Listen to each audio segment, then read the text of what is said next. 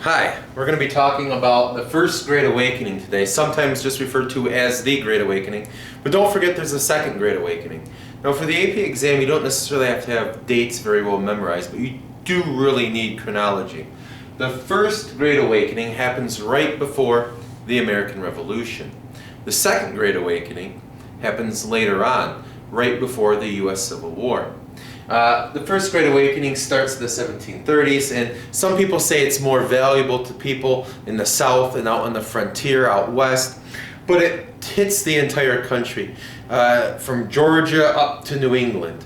You know, it's very, very, very, very, very influential the time period. It's actually a counter movement to the Enlightenment. The Enlightenment is this age of science, this age of reason, this age of intellectual curiosity. If you had to pick a single person to represent the Enlightenment in America, it would probably be Benjamin Franklin, you know, the inventor, the scientist, you know, the diplomat, the publisher, the author.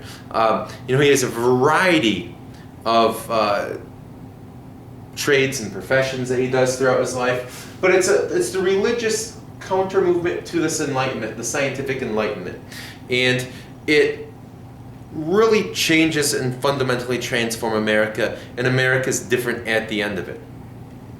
Well, one of the biggest names of the Enlightenment is George Whitefield. He comes to America from England, and he preaches a very accessible religion, that the average man has access to God. And he's an itinerant preacher, meaning he travels around. He goes from Georgia all the way up to the New England. In fact, Benjamin Franklin's autobiography has a section about talking about hearing him raising money for an orphanage down in Georgia. And he's such a persuasive speaker that Ben Franklin says he goes and he says, you know, this orphanage should be built in Philadelphia, not Georgia. And I will not even give him, you know, a single, you know, a copper coin. And then George Whitefield keeps speaking, and Benjamin Franklin feels guilty, so Franklin says, well, I give him my copper coins. And then he keeps speaking, and I feel guilty, and I give him my silver coins. And then I give him my gold coins. And then eventually, you know, nothing left. And Benjamin Franklin says, you know, I also had a friend who specifically knew that George Whitefield was such a persuasive speaker that he shows up with no money. And then by the end of the speech, Benjamin Franklin's friends begging and begging and begging people to lend him money so he can donate to George Whitefield's new orphanage being constructed down in Georgia. But George Whitefield, he's one of the first people, and arguably the first person, who's known in America from colony to colony, in all original 13 colonies from Georgia up to New Hampshire. And so George Whitefield, you know, it's accessible, passionate, and it's oftentimes performance-like. You know, there's oftentimes like plays, and he dresses up the part, and people describe him as looking angelic. And George Whitefield travels around, even meets and becomes friends with Jonathan Edwards, besides becoming friends with Benjamin Franklin. Now, Jonathan Edwards and George Whitefield always didn't see eye to eye, but they both recognized that they were both important to religion of the time period. Now, Jonathan Edwards, he's most famous for Sinners in the Hands of an Angry God. And in Sinners in the Hands of an Angry God, you know, he's trying to scare people to heaven, scare people away from hell. And he preaches about how the young are, you know, too busy socializing and not worrying about religion. And the elderly are too busy pinching pennies and worried about money and not worried about the proper religious protocols of the time period. And he's up in New England, and he's trying to convert, trying to strengthen that old puritanical sense of piousness.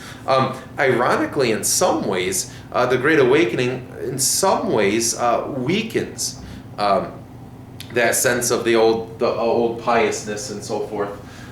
Protestants groups grow in number and grow in population. The Baptists grow, the Methodists grow, other groups grow during this time period. People start to think for themselves. And with a variety of itinerant preachers traveling around,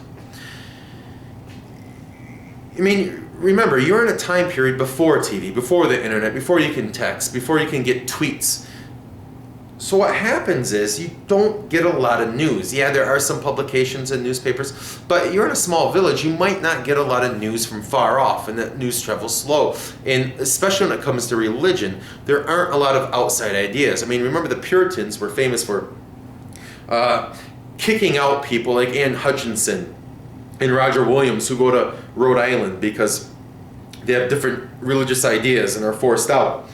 And so when these itinerant groups, itinerant preachers travel around, you hear new ideas, sometimes for the first time. And then you might see another itinerant preacher, and he says something different. And you start to think for yourself. Some of these itinerant preachers are actually saying, think for yourself when it comes to religion. And even if they aren't, that's a natural consequence when you're hearing different versions that you had never heard before. You start to think for yourself. And because Protestant groups grow in number, you start to see separation of church and state. For example, it's easy for your colony to have no separation or little separation between church and state when it's, basically 99% one religion, and that religion has such a strong hold on the culture and the people of that colony.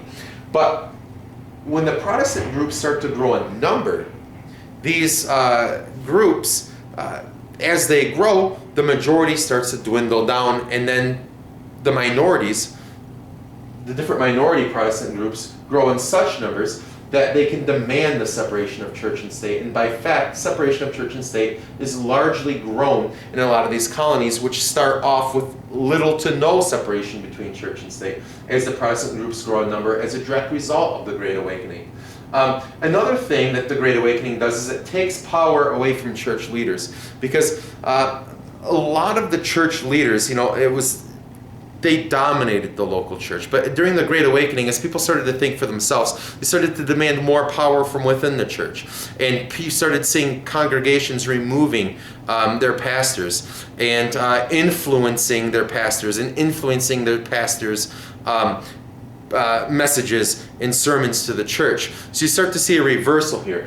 Some people argue, religion starts to become more democratic. It becomes democratized during this time period. You also see a reduced belief in predestination. The old Calvinists, the predestination, the belief that, when God makes you, that he makes you so that he knows that you're going to heaven or hell, and that there's not really anything you can do about it. Now, there's signs that you're going up by, being pious and religious and all that, and there's signs you're going down by misbehaving and sinning and so forth.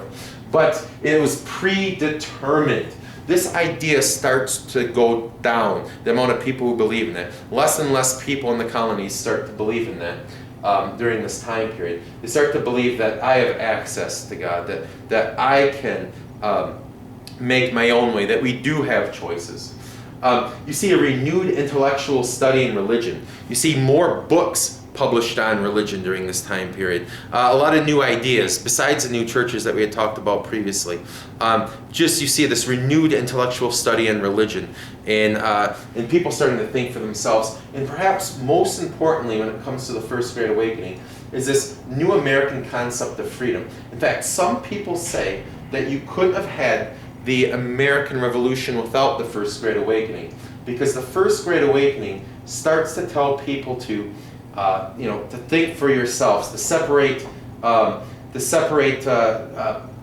church and state.